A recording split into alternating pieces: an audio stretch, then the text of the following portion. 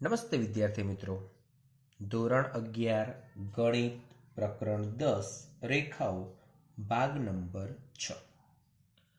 આગળના વિડીયોમાં આપણે રેખાઓના જુદા જુદા સ્વરૂપોનો અભ્યાસ કરેલો છે. હવે એમાં નવું સ્વરૂપનો અભ્યાસ કરીએ કે રેખાનું અભિલંબ સ્વરૂપ સમીકરણ. મિત્રો, સૌથી પહેલા તો અભિલંબ એટલે શું? તો અભિલંબ એટલે રેખા પર ઉગમ બિંદુમાંથી દોરેલો લંબ. એને આપણે રેખાના અભિલંબ તરીકે ઓળખીશું. પહેલા અહીંયા અભિલંબની આપણે વ્યાખ્યા લખી દઈએ. અભિલંબ કોને કહેવાય? તો કે રેખા પર ઉગમ બિંદુમાંથી દોરેલ લંબ ને રેખાનો અભિલંબ કહે છે. ઓકે, તો હવે આપણે અભિલંબ આ પ્રમાણે એની આકૃતિ જોઈએ. તો મિત્રો, અહીંયા હું એક જ પ્રકારની આકૃતિ દોરું છું, પણ અહીંયા જે પણ રેખા આપણે હવે વિચારવાની છે અભિલંબ માટે, એ રેખા શિરોલંબ ન હોય તેવી રેખા આપણે વિચારવાની છે. બરાબર? તો આકૃતિ દોરીએ છીએ. ધારો કે કોઈ એક રેખા અહીંયા છે. મિત્રો, હું રેખા અત્યારે પ્રથમ ચરણમાં વિચારું છું, પણ એ રેખા પ્રથમ, દ્વિતીય, તૃતીય, ચતુર્થ કોઈ પણ ચરણમાં હોઈ શકે છે. આ રેખા ઉપર ઉગમ બિંદુમાંથી આપણે ધારો કે લંબ વિચારીએ છીએ. તો આ જે છે અભિલંબ, જેની લંબાઈ આપણે સ્મોલ p તરીકે વિચારીએ છીએ. રેખા L, X, Y, ઉગમ બિંદુ O. આ અભિલંબે x અક્ષની ધન દિશા સાથે બનાવેલ ખૂણો ઓમેગા એટલે કે સ્મોલ w છે. ચલો, કેટલી વસ્તુનો અહીંયા ઉલ્લેખ થયો? સૌથી પહેલા તો શિરોલંબ ન હોય તેવી રેખા, પછી ઉગમ બિંદુમાંથી રેખા પર દોરેલ લંબની લંબાઈ p, અને એ લંબે x અક્ષની ધન દિશા સાથે બનાવેલ ખૂણો ઓમેગા. આટલું હોય તો એનો મતલબ કે આ બે વસ્તુ તમારી જોડે હોય, ખૂણો અને આ અંતર, તો તમે રેખાનું સમીકરણ લખી શકો છો. તો એ રેખાનું સમીકરણ કેટલું થઈ શકે? તો x cos omega plus y sin omega equal two p. તો આને આધારે આપણને સમીકરણ મળી શકે.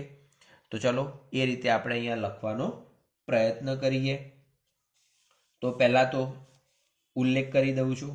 જે વસ્તુ છે કે રેખા L પર ઉગમ બિંદુમાંથી દોરેલ લંબની લંબાઈ p હોય તથા લંબે x અક્ષની ધન દિશા સાથે બનાવેલ ખૂણો ઓમેગા હોય તો રેખાનું સમીકરણ, અહીંયા શિરોલંબ ન હોય તેવી રેખા એવો આપણે ઉલ્લેખ કરી દઈએ. શિરોલંબ ન હોય તેવી રેખા L પર, ઓકે, ઉગમ બિંદુમાંથી દોરેલ લંબની લંબાઈ p હોય તથા લંબે x અક્ષની ધન દિશા સાથે બનાવેલ ખૂણો ઓમેગા હોય તો રેખાનું સમીકરણ x cos omega plus y sin omega equal two p થાય. અહીંયા આપણે સ્મોલ p તરીકે અંતર વિચારીએ છીએ. તો મિત્રો, અહીંયા આપણે આ રીતે વિચાર કરીએ છીએ કે જેમાં શિરોલંબ ન હોય એ રીતે આપણે અહીંયા વિચાર કર્યો છે. તો એ રીતે આપણે એમ કહી શકીએ કે ઓમેગાનું મૂલ્ય જે છે બરાબર એ ઓમેગાનું મૂલ્ય એ 0 π/2 પાય કે 3π/2 જો હશે તો આપણને એ પ્રમાણે એનો એ રીતે વ્યવસ્થિત કોઈ એક વસ્તુ અવ્યાખ્યાયિત સ્વરૂપે મળશે. ક્લિયર? તો એનો મતલબ કે ઓમેગા એ પ્રમાણે હોવા જોઈએ નહીં. એના સિવાયના કોઈ પણ ઓમેગા હોય તો તે ચાલે. હવે આપણે આ ઓમેગાનો ઉલ્લેખ કરી દઈએ એટલે અહીંયા નોંધ તરીકે કે એની અંદર જ રાખીશું કે જો ઓમેગા ઇક્વલ ટુ 0 તો રેખાનું સમીકરણ x ઇક્વલ ટુ p, કારણ કે cos 0 એટલે 1 થઈ જશે, sin 0 એટલે 0 આપો 0 થઈ જશે. જો ઓમેગા ઇક્વલ ટુ π/2 તો રેખાનું સમીકરણ y ઇક્વલ ટુ p. જો ઓમેગા ઇક્વલ ટુ પાય તો રેખાનું સમીકરણ x ઇક્વલ ટુ -p અને ઓમેગા ઇક્વલ ટુ 3π/2 તો રેખાનું સમીકરણ y equal to -p. Clear? તો આ પ્રમાણે ડાયરેક્ટ આપણને રેખાના સમીકરણો મળી શકે છે. ક્લિયર? તો એ મિત્રો આપણે એને યાદ રાખીશું. ટૂંકમાં એનો અહીંયા ઉપયોગ કરો છો તો એ આપણને મળી જ શકે છે, પરંતુ અહીંયા ડાયરેક્ટ લખવાની આપણે વાત કરી છે. તો આ સમીકરણ પણ તમારે યાદ રાખવાનું છે. x cos omega plus y sin omega equal two p. હવે એના પછી ઉદાહરણ નંબર 11. ઉદાહરણ 11માં ઉગમ બિંદુમાંથી રેખા પર દોરેલા લંબનું માપ 4 હોય, એનો મતલબ કે p તરીકે 4 આપ્યા છે તથા લંબ રેખાખંડ x અક્ષની ધન દિશા સાથે 15 અંશ માપનો ખૂણો બનાવે છે. એનો મતલબ કે ઓમેગાનું મૂલ્ય 15 અંશ આપેલું છે. તો રેખાનું સમીકરણ આપણે શોધવાનું છે. હવે મિત્રો રેખાના સમીકરણમાં cos ઓમેગા અને sin ઓમેગા બંનેની જરૂર પડે છે. તો cos ઓમેગા તરીકે cos 15. હવે cos 15 ની કિંમત જો તમને ડાયરેક્ટ ખબર હોય તો બરાબર છે, પણ એ તમને ડાયરેક્ટ ખબર નહીં હોય તો આપણે એમને મેળવવી પડશે. તો ચલો પહેલાં એ કિંમત મેળવી દઈએ. cos 15 બરાબર cos 45 - 30. cos alpha minus beta નિયમ પ્રમાણે cos 45 cos 30 plus sin 45 sin 30.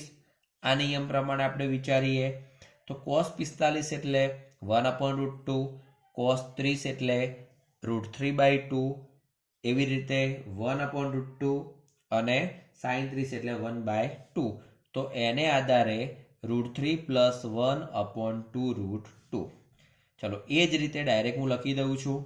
sin 15નું સૂત્ર પણ તમને ખબર હશે, તો √3 - 1/2√2 મળશે. ક્લિયર? તો એ તમે આ પ્રમાણે સૂત્ર વાપરીને શોધી શકો છો. હવે આપણે રેખાનું સમીકરણ લખી દઈએ. તો માટે રેખાનું અભિલંબ સ્વરૂપ સમીકરણ, ચાલો કેટલું થશે? x cos omega plus y sin omega equal two p. Omega અને p નું મૂલ્ય મૂકીએ.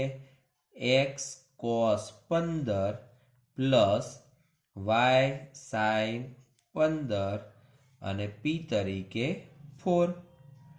તો x, ચલો cos 15 એટલે કે √3 પ્લસ 1/2√2, y sin 15 એટલે √3 માઇનસ 1/2√2 ઇક્વલ ટુ 4. હવે 2√2 વડે આપણે આખાને ગુણી દઈએ. તો માટે √3 plus 1 into x √3 minus 1 into y equal to 8√2, જે માગેલ રેખાનું સમીકરણ છે.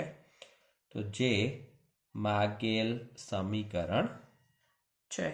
તો આ પ્રમાણે જે સમીકરણ છે એની અંદર ઓમેગા અને પીની કિંમત મૂકીએ છીએ તો એના આધારે આપણને સીધો જવાબ મળી જશે. ચલો હવે ઉદાહરણ 11 પછી ઉદાહરણ નંબર 12 સમજીએ. તો ઉદાહરણ નંબર 12 મિત્રો 12ની રકમ જોજો. ફેરનહીટ તાપમાન F અને નિરપેક્ષ તાપમાન K એક સુરેખ સમીકરણને સંતોષે છે. એટલે કે મિત્રો આપણે 10.1માં છેલ્લો દાખલો જે શીખ્યા છીએ વસ્તી અને વર્ષ એ પ્રમાણેનો દાખલો અહીંયા કહી શકાય. હવે એવું કીધું છે કે F અને K આપેલા છે, બરાબર છે. તો આપણે આ રીતે એનો ઉલ્લેખ કરું છું કે જે વસ્તુ આપી છે લખી દઈએ છીએ. ફેરનહીટ તાપમાન F અને નિરપેક્ષ તાપમાન K છે, બરાબર.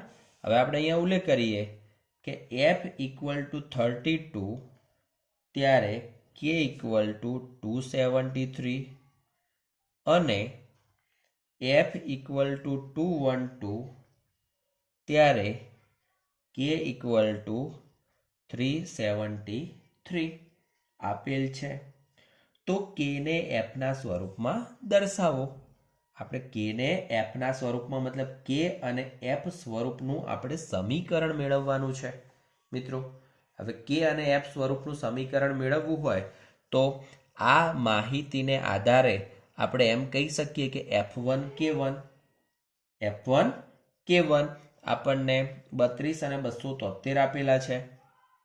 એવી રીતે F2 K2 212 અને 373 આપેલા છે. ક્લિયર? તો કે અહીં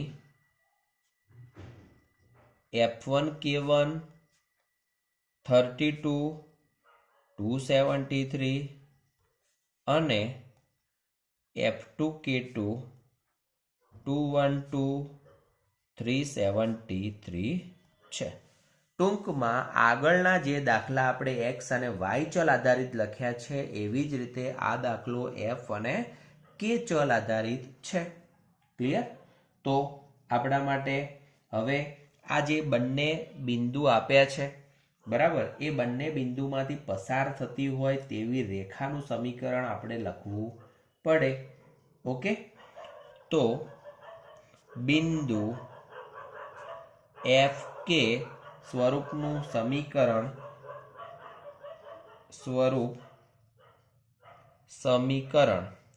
ચલો આપણે જે શીખ્યા છીએ એ પ્રમાણે y - y1 પ્રમાણે k - k1 upon f - f1 k2 - k1 f2 - f1.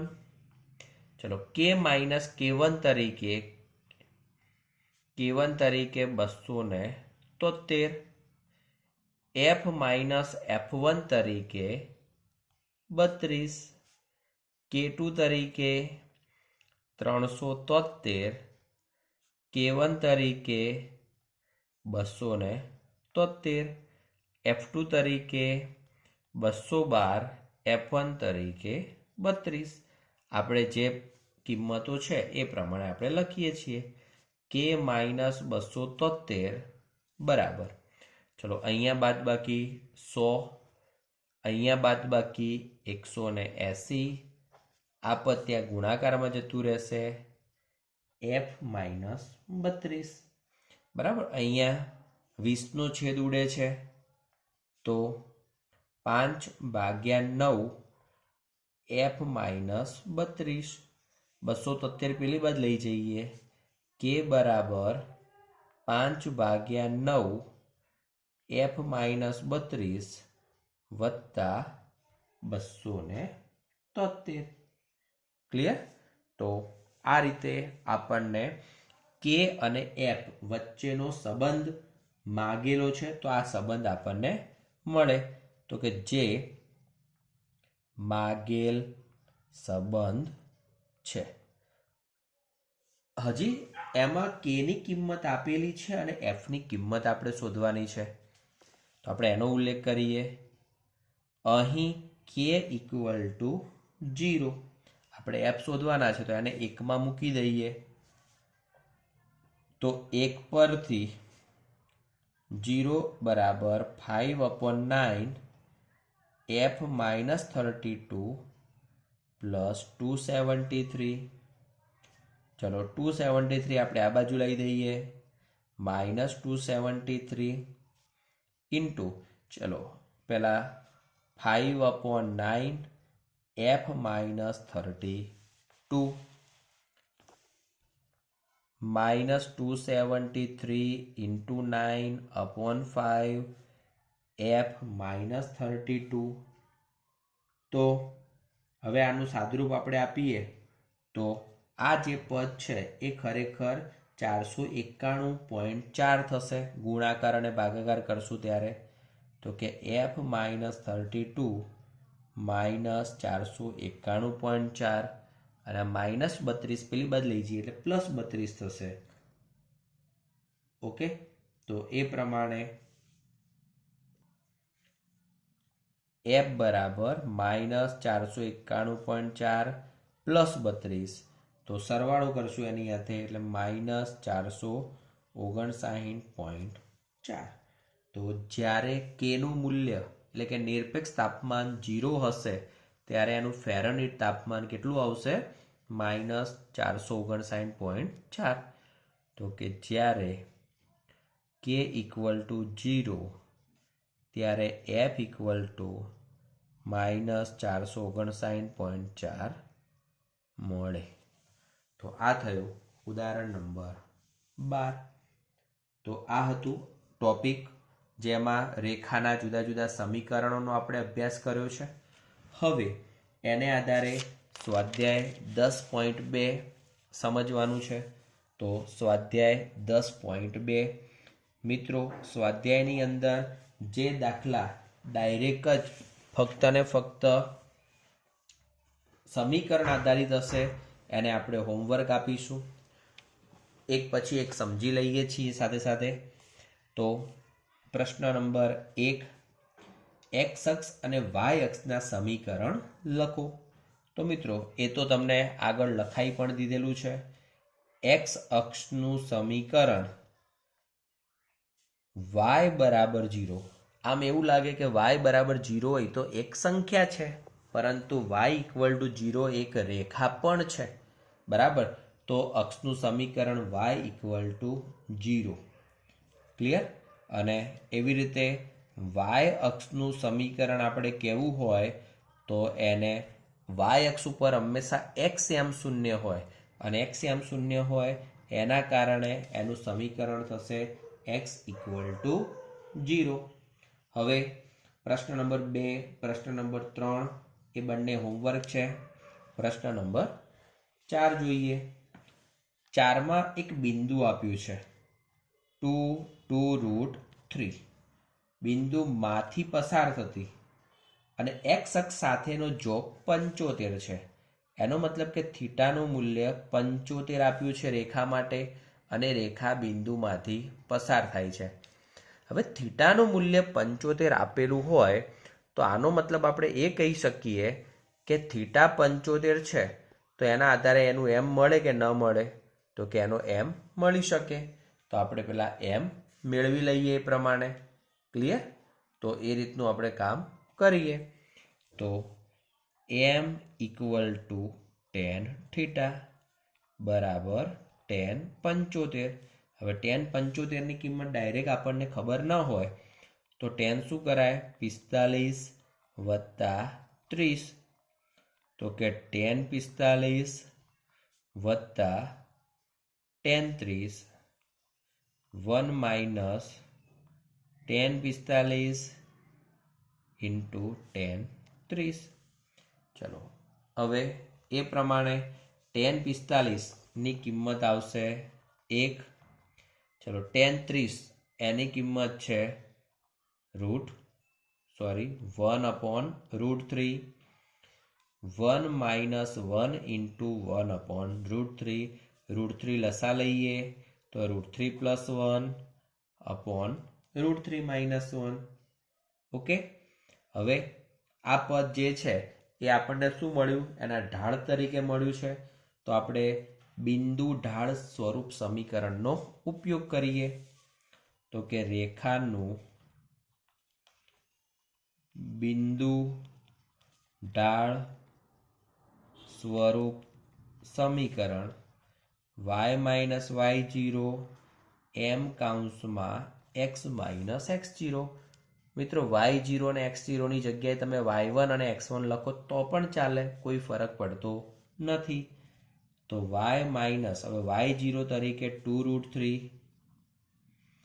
m તરીકે √3 + 1 upon √3 - 1, x માઇનસ x0 તરીકે 2. હવે આપણે અહીંયા સાદુરૂપ આપવાનું છે. તો સાદુરૂપ આપણે કેવી રીતે આપીએ? √3 - 1 આ પદ સાથે, આખું પદ અહીંયા ગુણાશે. તો y માઇનસ 2√3 ઇન્ટુ √3 - 1 બરાબર √3 + 1 ઇન્ટુ x માઇનસ 2. ચલો y ની સાથે √3 - 1 લખી દઈએ.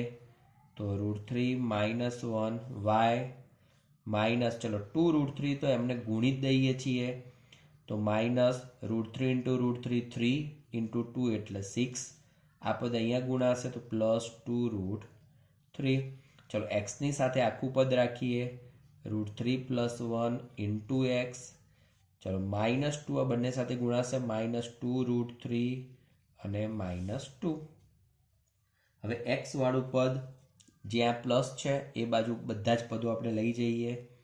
માટે √3 + 1 into x minus √3 - 1 into y equal to, ચલો -2√3 અને -2√3, તો એ બાજુ આપણે લઈ જઈએ છીએ -4√3. ચલો -2 આ -6 પેલી બાજુ જશે તો +6 થઈ જશે. ઓકે, તો 6 - 2 એટલે 4 થઈ જશે. Okay, +4 equal to 0. તો આ થયું. હવે આમાંથી તમે -4 કોમન લેવા હોય તો પણ લઈ શકો છો. તો પહેલું પદ √3 + 1x minus √3 - 1y minus 4 √3 - 1 equal to 0. Clear? તો આ થઈ ગયું માગેલ રેખાનું સમીકરણ. ચલો હવે એના પછી પાંચમો રકમ જોજો ધ્યાનથી કે શું આપ્યું છે એમાં. પહેલા તો એક્સ અક્ષને ઉગમ બિંદુથી 3 એકમના અંતરે ડાબી બાજુએ છેદતી. હવે મિત્રો 3 એકમના અંતરે ડાબી બાજુએ રેખા છેદે છે તો એ બિંદુના યામ કેટલા થાય? તો -30 કહેવાય, કારણ કે એક્સ અક્ષને છેદે છે એવો ઉલ્લેખ છે. બરાબર, અને એનો ઢાળ આપ્યો છે. તો પછી બિંદુ ઢાળ સમીકરણનો ઉપયોગ કરીને આપણે કામ કરી શકીએ છીએ. તો અહીંયા એ રીતે આપણે લખીએ તો કે એક્સ અક્ષને ઉગમ બિંદુથી 3 એકમના અંતરે ડાબી બાજુએ છેદતી રેખાનું છેદ બિંદુ -30 થાય. ઓકે, ચલો m બરાબર -2 આપેલ છે. હવે બિંદુ ઢાળ સ્વરૂપ સમીકરણ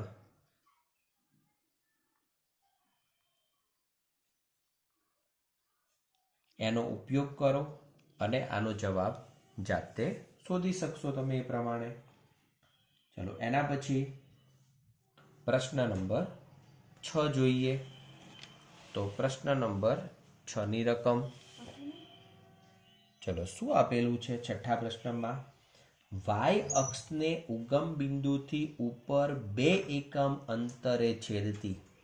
હવે જેવી રીતે આગળના પ્રશ્નમાં x અક્ષ પર ડાબી બાજુ તરફ છેદે છે એવી રીતે y અક્ષમાં ઉપર તરફ છેદે છે તો એ બિંદુના યામ કેટલા થશે? 0, 2 થશે. તો આપણે અહીંયા ઉલ્લેખ કરીએ, રેખા વાય અક્ષને ઉગમ બિંદુથી ઉપર 2 એકમ અંતરે છેદે તો છેદ બિંદુ 0,2 થાય. હવે એક્સ અક્ષની ધન દિશા સાથે 30 માપનો ખૂણો બનાવે છે, બરાબર, તથા થીટા બરાબર 30. તો માટે એમ બરાબર tan થીટા બરાબર tan 30 બરાબર 1/√3. તો મિત્રો અહીંયા જે આપ્યું છે એ ખરેખર શું છે? તો આમ જોવા જઈએ તો છેદ બિંદુ છે અને ઢાળ છે. બીજી રીતે કહીએ તો 2 એ એનો વાય અંતખંડ કહેવાય. તો ઢાળ અંતખંડ સ્વરૂપ સમીકરણનો પણ આપણે ઉપયોગ કરીને જવાબ મેળવી શકીએ છીએ. તો અહીંયા મિત્રો છેદ બિંદુ સ્વરૂપે ન વિચારતા એને અંતખંડ સ્વરૂપે વિચારીને આપણે એને લખવાનો પ્રયત્ન કરીશું. અહીં રેખાનો વાય અંતખંડ 2 છે, તો માટે ઢાળ અંતખંડ સ્વરૂપ સમીકરણ. મિત્રો વાય અંતખંડ આપેલો હોય ત્યારે આપણી પાસે સૂત્ર છે વાય બરાબર mx plus c. Y equal to mx plus c. M તરીકે 1/√3 અને સી તરીકે 2 છે. તો વાય બરાબર 1/√3x પ્લસ 2, બરાબર. લસા લઈને સાદુરૂપ આપી દઈએ. √3y equal to x plus 2√3. ચલો આ પદને પેલી બાજુ લઈ જઈએ. X minus √3y plus 2√3 equal to 0. તો આ થઈ ગયો પ્રશ્ન નંબર 6. હવે પ્રશ્ન નંબર 7 હોમવર્ક રાખીએ છીએ. પ્રશ્ન નંબર 8. 8ની રકમ જુઓ. ઉગમ બિંદુમાંથી રેખા પર દોરેલા લંબનું માપ 5 હોય, એનો મતલબ કે પી તરીકે 5 આપ્યા છે, તથા લંબ રેખાખંડ એક્સ અક્ષની ધન દિશા સાથે 30 માપનો ખૂણો બનાવે છે. મિત્રો રેખા ખૂણો નથી બનાવતું, પણ રેખા પર દોરેલો લંબ એ એક્સ અક્ષની ધન દિશા સાથે 30 અંશ માપનો ખૂણો બનાવે છે. તો પી અને ઓમેગા આપ્યા છે એવું આપણે કહી શકીએ. તો હવે પી અને ઓમેગા હોય તો આપણે કયું સૂત્ર વાપરી શકવાના છીએ? તો કે રેખાનું અભિલંબ સ્વરૂપ સમીકરણ. તો માટે રેખાનું અભિલંબ સ્વરૂપ સમીકરણ x cos omega plus y sine omega equal to p. તો x cos 30 plus y sine 30 equal to 5. ચલો કોસ 30 એટલે √3/2 પ્લસ વાય સાઇન 30 એટલે 1/2 ઇક્વલ ટુ 5. 2 આપણે લસા તરીકે લઈ લઈએ છીએ. √3x plus Y equal two 10. જો મિત્રો 10 ત્યાં રાખશો તો પણ ચાલશે, અથવા 10ને આપણે ડાબી બાજુ લાવીએ તો પણ ચાલશે. તો √3x plus y minus 10 equal to 0, જે માગેલ સમીકરણ છે. તો મિત્રો આ વિડીયોમાં આપણે પ્રશ્ન નંબર 8 સુધી અત્યારે રાખીએ છીએ. બાકીના વિડીયો પ્રશ્નો પછીના નેક્સ્ટ વિડીયોમાં જોઈશું. Thank you. જય હિન્દ, જય ભારત.